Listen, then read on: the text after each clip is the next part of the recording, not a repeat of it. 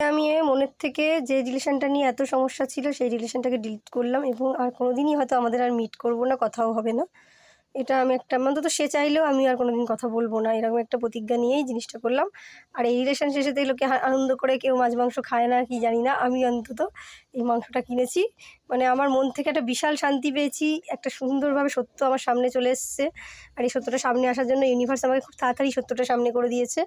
আর তার জন্য আমি খুব আনন্দিত। আর আমি ম্যাজিশিয়ান হচ্ছি বলে তার নাকি বিশাল জেলাসি। তো যা কাউকে যে জেলাসি দিতে পেরেছি, কেউ যে জেলাসি করছে আমার জন্য, এবং সে একটা মেল ব্যক্তি, যার যার কাছে আমার এক্সপেক্টেড ছিল, যার জন্য আমার সারা জীবনের সমস্ত কিছু করা, যার জন্য বিভিন্ন রিলেশন আমি ত্যাগ করেছিলাম, যে না সেই আমার সব অন্ধের মতো তাকে বিশ্বাস করেছিলাম।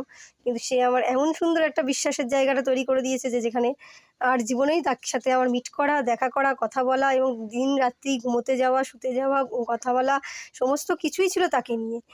একটা ঘরের কোনো কাজ করলেও তাকে নিয়েই সবসময় ভাবতাম।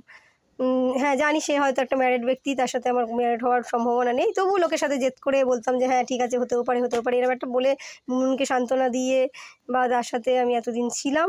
এতদিন আমি একটা ট্রমাতে ছিলাম বলতে পারো। বন্ধুগণ আমাকে অনেকেই বোঝাবার চেষ্টা করেছিলাম, এই ট্রমা থেকে বেরোতে পারছিলাম না। বাট বারবার আমাকে বলা হয়েছে যে সেই ব্যক্তি ভালো না। ম্যারিড বলেই যে সে কারোর সাথে প্রেম করতে পারবে না, কারোর সাথে যে বন্ধুত্ব হতে পারে না সেটা না, কিন্তু এই বন্ধুত্বটা সত্যিকারেরই ভালো ছিল না। কিন্তু সেটা ছিল পুরো টোটালি চালাকি।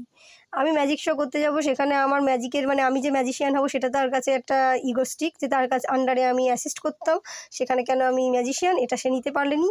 আর সেকেন্ডলি সেটার একটা আলাদা ব্যাপার ছিল, এটা জেলাসি হতেই পারে, আই থিঙ্ক দ্যাট। কিন্তু আরও ব্যক্তিগত কিছু কারণ আছে যেগুলো আমি প্রকাশ করতে চাইছি না, কিন্তু ব্যক্তিগত কারণগুলো তিনি কারো কাছে কিছু প্রকাশ করেছে কিনা আমি জানিও না। কিন্তু আমার কাছে ম্যাজিক সূত্রে যেটুকু খবর এসছে সেইটুকু থেকে আমি এইটুকু বিশ্বাস করেছি যে এই মানুষটা সত্যিই আমার জন্য ছিল না।